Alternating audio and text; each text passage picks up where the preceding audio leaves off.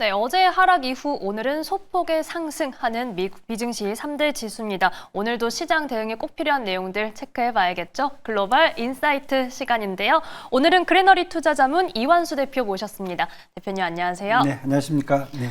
네, 오늘도 수요일입니다. 이 주 중반에 아주 중요한 내용들 잘 네. 체크해 보겠습니다. 오늘의 주제, 중동 리스크 오리무중, 그리고 시장은 업종 종목별 차별화 진행 중, 이렇게 키워드를 좀 주셨습니다. 자, 우선은 이 중동 리스크 체크를 할 수밖에 없는데, G7 정상회의에서 이 급거 귀국할 때부터 좀 네. 수상했거든요. 네네. 네, 어떻게 보세요? 일단은 사실 이제 가장 걱정되는 게 이 전쟁이 장기화될까. 그 다음에 핵무기를 사용해갖고 뭐 인류에 커다란 부담감을 주지 않을까. 그다음에 국제 유가가 급등해갖고 네. 뭐 전 세계적인 인플레이션이 경기 침체를 유발하지 않을까. 뭐 이런 전반적인 내용들이 사실 커요. 그런데 저는 지금 이제 발발한 지 지금 한 5일, 6일 정도 지났지만은 핵심적인 내용들은 이미 어느 정도 정리가 됐다. 그리고 앞으로 나올 내용들은 테일 리스크지 않을까. 이렇게 지금 보고 있고요. 간단하게 한번 전망을 제가 해본다면은 네. 일단 이스라엘 입장에서는 1차 공습에서 핵시설을 파괴했고요. 그다음에 군 수뇌부 제거했고 핵 과학자들을 사망케 했습니다. 그리고 2차 공습에서는 유전하고 그다음에 가스전을 파괴를 했어요. 그러니까 뭐냐면은 이스라엘이 가장 위협으로 느꼈던 핵 그 안보에 대한 문제를 일단은 정리를 좀 했고요. 그다음에 네. 2차적으로 사실 가스전이라든지 이렇게 유전은 잘 건들질 않거든요. 이건 먹고 사는 문제이기 때문에 서로 건들질 않는데 이것을 공격해서 앞으로 이제 이란이 추가적으로 핵 개발을 또 한다. 뭐 재개할 가능성들을 미리 차단하는 그런 모습을 볼 수 있을 것 같고요. 미국은 이제 트럼프 대통령이 그 얘기해서 우리는 개입을 하지 않았다. 하지만 잘한 일이다. 그리고 싸우면서 협상을 해결할 수도 있다. 이런 얘기를 했어요. 그러니까 쉽게 얘기해서 미국 같은 경우는 지난번에 한번 잘 보시면은 중동 사우디라든지 뭐 리비라든지 아니면 이제 요르단이라든지 아랍에미레이트라든지 다니면서 세일즈 얘기를 하면서 얘기했던 게 뭐냐면은 여기에서 이란으로부터의 핵 안보를 보장해 주겠다라고 얘기했거든요. 그렇죠. 그것을 사실 이스라엘을 시켜서 한 거예요. 지금 제가 봤을 때는. 그러면은 미국 같은 경우는 중동에서 이제 리더십을 구축하기 되게 편해진 거죠. 과거에는 뭐 다른 뭐 내용들이 없었는데 이번에는 명확하게 이란하고에 갖고 있던 어떤 리스크를 제거를 해준 거죠.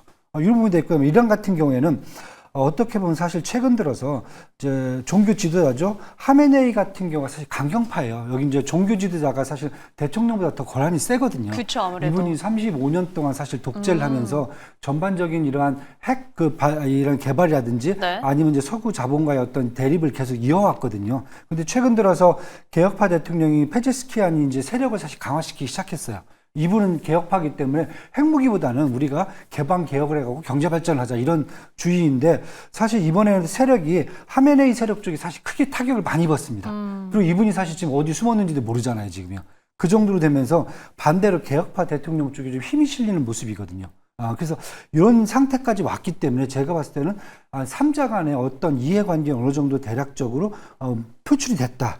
그런데 지금부터는 이제 테일 리스크다. 말씀드린 게 뭐냐면은 지금 이스라엘이 그 얘기를 하고 있어요. 포르도에 있는 핵 농축 시설을 파괴해야 된다. 사실 많이 파괴했지만은 여기가 핵심이거든요. 근데 워낙 깊숙이 지하 벙커에 있어갖고 미국한테 이제 벙커버스트라는 그 폭탄을 요구를 하는 거죠. 네. 폭격을 해달라. 네, 두 번째는 하메네이를 제거를 해야 될지 말아야 될지. 왜냐면 완전히 강경파를 없애버리자. 그리고 여기에 친이스라엘, 친미국 정부를 세우자. 이런 얘기거든요, 지금요. 그 얘기를 하기 때문에 지금 미국이 그러면 개입해갖고 하메네이까지 제거를 해야 되는 건지. 이게 지금 테일 리스크로 좀 남아있다. 왜냐면 여기까지 해서 스톱을 해도 사실, 각자는 다 얻을 것을 다 얻었는데 거기서 한 발 더 나갈 건지 여기는 지금, 제가 보기에는, 이제 테일 리스크인데 사실 결정이 쉽지가 않을 겁니다. 왜냐하면은 이미 미국이 아프가니스탄이라든지 이라크에서 이미 한번 경험을 했어요. 해당 지도자가 산속으로 숨기 시작하면은 이거 못 잡아냅니다. 그렇죠. 그리고 이란이라는 국가가 워낙 크고 8천만 명이라는 인구가 있고 병력만 해도 70만 명이에요. 그러니까 공군 갔다가 폭격만 한다고 해서 전쟁이 끝나는 건 아니거든요. 가서 점령을 해야 되는데 점령을 못 하거든요. 그다음에 친이스라엘 정부를 세울 수가 없어요. 거리가 5,000km가 떨어져 있는데 무슨 친이스라엘 정부를 세웁니까? 그러다 보니까 지금 반대로 길어질수록 이스라엘하고 미국한테는 되게 불리하게 상황이 전개될 걸로 보여집니다. 그래서 시장에서 얘기하는 게 이렇게 됐을 경우에는 지금부터 이제 테일 리스크다. 빨리 결정을 해야 되지 않을까.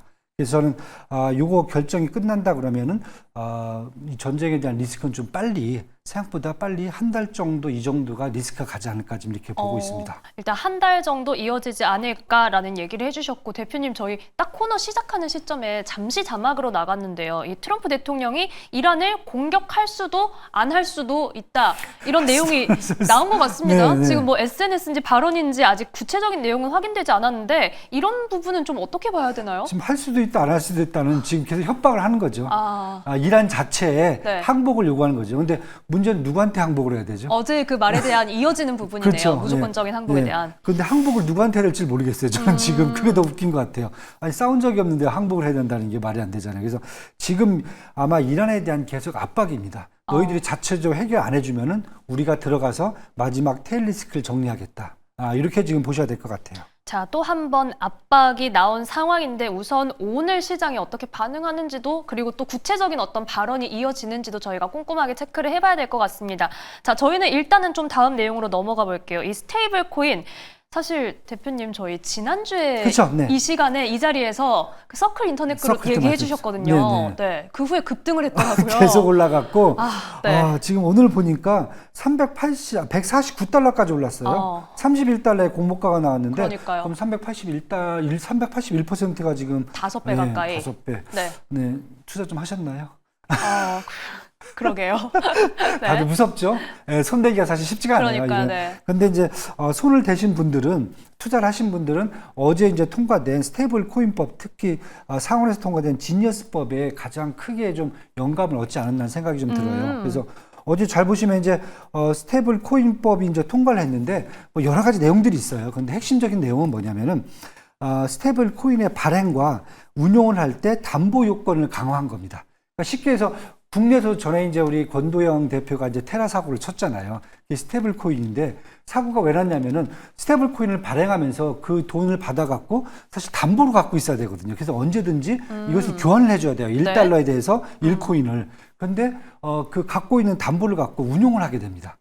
근데 운용을 일단 규제가 없다 보니까 자기 마음대로 운영하고 여기에서 뭐 좀 불법적인 거 쓰다 보니까 자산이 다 날아가 버린 거예요. 그러니까 망한 거거든요, 사실. 근데 이번엔 그게 아니라 은행이라든지 보험사 같이 금융기관 같이 그 담보물을 철저하게 잘 관리해서 사고가 안 나게 하라. 그게 핵심이거든요. 그렇다고 보면 이제 저는 이제 여기서 좀 한 두 개 정도를 보는데 과거에 이제 마크 저커버그가 2019년에 리브라 프로젝트 했다가 좌절됐어요. 그리고 2021년 이걸 DM 프로젝트로 바꿨는데 이것도 또 지금 실패를 했죠. 그렇다고 보면은 이번에 법이 통과된 만큼 아마 첫 번째 통화 기능에 좀 주력하는 회사들은 빅테크들이 아마 코인 발행을 다 서두를 거다. 네, 메타는 뭐 당연히 할 것 같고요. 지금 그다음에 구글, 마이크로소프트, 아마존, 애플들이 각자의 코인을 발행해서 자기들 어떤 비즈니스 왕국을 구축하지 않겠는가. 그리고 여기와 관련해서 결제 서비스를 해줄 수 있는 핀테크 종목들이 있죠. 어펌이라든지 뭐 소파이 테크놀로지, 로빈후드, 그다음에 인터랙티브 브로커스 이런 회사들도 충분히 혜택을 받을 수가 있다. 두 번째는 아까 이제 법적 규제 말씀을 드렸어요. 담보 요건 강화요. 이건 사실 이제 자산 관리 기능을 얘기하는 거거든요.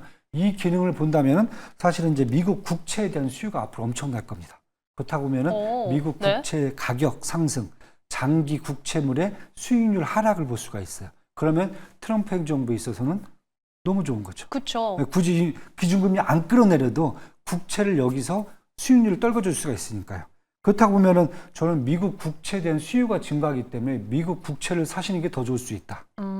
예. 그 다음에 두 번째는 이제 코인을 발행하는 발행사들 있잖아요. 특히 서클 인터넷 똑같습니다. 근데 지금 이제 스테이블 코인 중에서 점유율 1위는 사실 USD 테더거든요. 그쵸, 테더는 네. 뭐 CEO가 얘기는 안 했어요. 자기는 발행 안 할 거다. 자기는 상장 안 할 거다 하는데 아마 조만간 상장하지 않을까. 네. 똑같이 지금 국내에서도 지금 뭐 이번에 이재명 대통령이 또 똑같이 얘기를 했잖아요. 그래서 아마 국내도 스테이블 코인이 도입되는 것은 시간 문제다라고 보고 있고요. 그걸 관련돼 갖고 지금 계속 나오는 게 이제 카카오라든지 그다음에 이제 네이버 같은 플랫폼 회사들 뭐 가장 먼저 코인 발행할 거고 이걸 쓸 거고요. 그다음에 뭐 카카오페이 같이 결제 시스템을 넘겨줄 수 있는 회사들 이런 회사들이 미국하고 한국하고 똑같은 컨셉으로 가신다라고 보시면 될 것 같아요. 그래서 저는 이런 측에서 본다면은 서클 뭐 충분히 지금 이 정도 성장주로서의 어떤 그 가치 평가는 받을 수 있다. 그러나 이제 좀 시간이 지나면은 이제 네. 밸류에이션을 이제 한번 측정하는 계기가 되지 않을까 이렇게 지금 보여주고 있습니다. 네, 지금 국내 증시와 이 미증시를 아우르는 투자 포인트 저희가 스테이블 코인 관련해서 뭐 빅테크와 그리고 핀테크 관련된 종목들까지도 이야기를 들어봤습니다. 자, 대표님 마지막으로 저희 FOMC랑 앞으로의 시장 전략 간략하게 들어볼게요. 일단은 뭐 동결은 확실시 되는 것 같고요. 뭐 다른 거 없습니다. 점도표 과연 어떻게 바뀌었을지, 그다음에 그쵸. 경제 성장 전망치 어떻게 변동을 갖고 가려고 얘기할지, 그냥 전 파월 의장에게 입을 좀 잠깐 빌리면 될 것 같고요.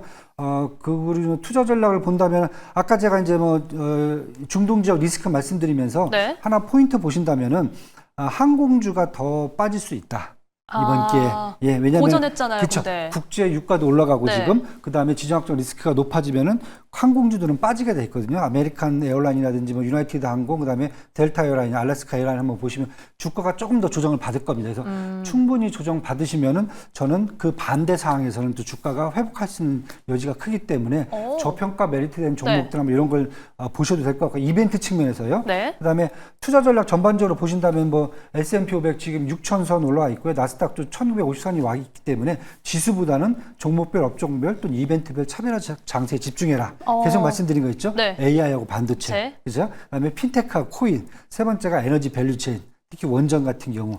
이미 이제 그 안에 지금 포함되어 있기 때문에 이 부분을 계속 붙잡고 가시면 되겠다. 이렇게 보여주고 있습니다. 네, 지수보다는 종목별, 업종별로 집중하자 키워드까지 살펴봤습니다. 자, 오늘 말씀 여기까지 듣겠습니다. 그레너리 투자자문 이완수 대표와 함께했습니다. 고맙습니다. 네, 감사합니다.